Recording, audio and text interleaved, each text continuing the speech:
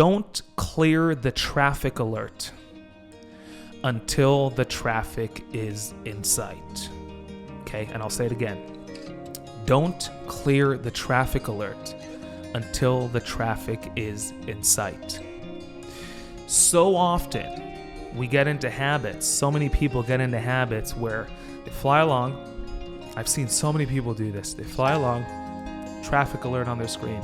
Out of habit, boom, clear it. Some, after clearing it, bother to look for the traffic. But many don't even bother to look for it, just clear it. Okay, so, but what's the issue with clearing it and then looking for traffic? The moment you clear it, your screen is no longer showing you where that traffic is in reference to you. You cleared it, it's gone. So now you're thinking, was it there or was it there? And you don't know where to look and you're lost. And by that time, the traffic, again, might be scraping your tail or might be further away to where you won't see them.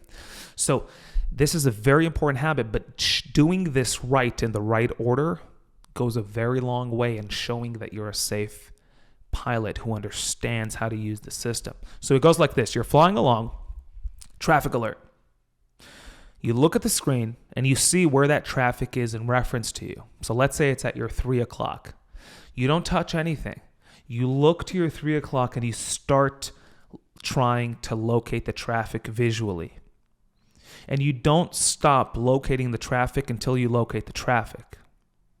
And you look and you look. Oh, there's the traffic. You point to it. There it is. Traffic no factor. Use whatever words you want. Only then back to your screen. Acknowledge it depending on the system you have. You might need to acknowledge it.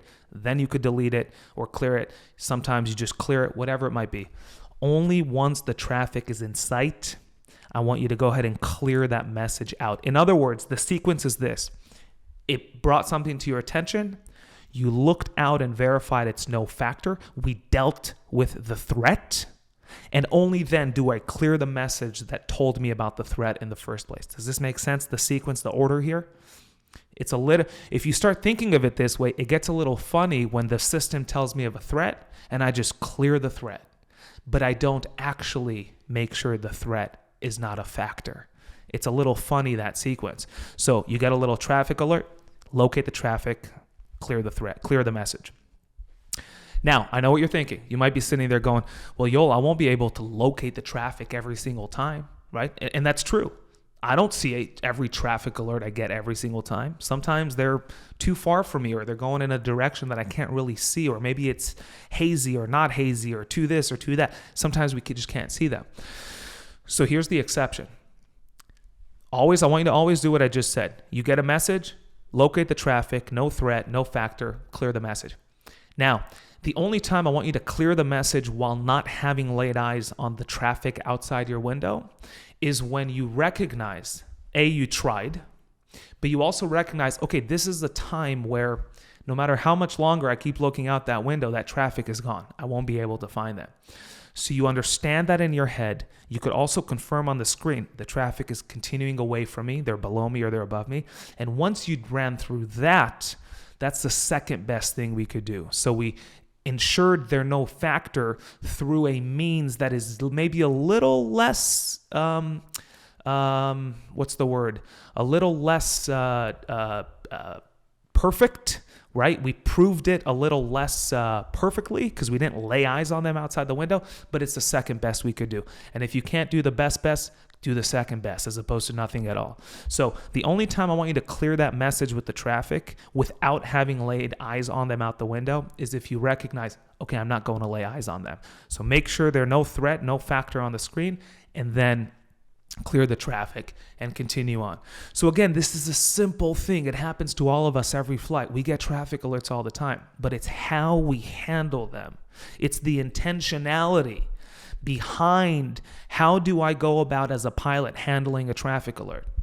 You know, at the airlines, when you get traffic alerts, there's very specific language written out in their operating procedures as to how to handle it. At night, what does the pilot monitoring do? Do we turn the lights on? Do we not? This type of alert. What do we do with that type of alert? There's very specific language as to how to handle traffic alerts. With general aviation, Not so much. So make it a standard, a personal standard for yourself. If I get a traffic alert, I know exactly how to handle it, what to do, and when do I clear that message? Well, I clear the message only after I laid eyes on it and I visually verified their no factor. In the one-off chance that I can't, which by the way, you won't be able to lay eyes every single time on traffic alerts, clear it only once you did your best on your screen to make sure, yep, they're flying away from me or they're no longer a factor. While doing all this, say it out loud what you're doing. And your DPE will sit there and go, yeah, I like this person. I feel safe flying with this person. This person gets it. This person gets it. I'm sure you've heard this. Maybe you haven't heard it, but there's a decade-old saying that the feeling DPEs want to feel, the question DPEs ask themselves at the end of a check ride when they're trying to figure out whether or not to give you that certificate, is a simple question, really, and it ties into exactly what we're talking about. And the question is, they ask themselves, would I put my family, my children, my wife, my husband, whatever it is, would I put people who I care deeply about on an airplane with this pilot? Would I trust that they will arrive safely? And there's one of two options. The answer of that DPE might be yes, or it might be no. Those are the only two options.